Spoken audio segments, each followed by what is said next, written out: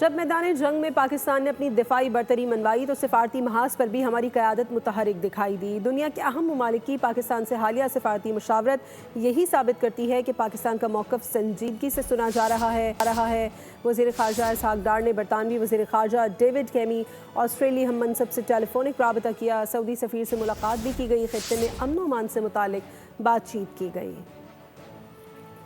میدان جنگ میں دشمن کو منہ کی کھانا پڑی تو سفارتی محاذ پر بھی پاکستان کا بیانیہ غالب رہا۔ نائب وزیر اعظم اور وزیر خارجہ اسحاق ڈار سے دنیا کے اہم ممالک نے نہ صرف رابطے کیے بلکہ پاکستان کے موقف کو سراہا بھی۔ برطانیہ کے وزیر خارجہ ڈیوڈ لیمی نے اسحاق ڈار سے گفتگو میں خطے کی حالیہ صورتحال پر تبادلہ خیال کیا۔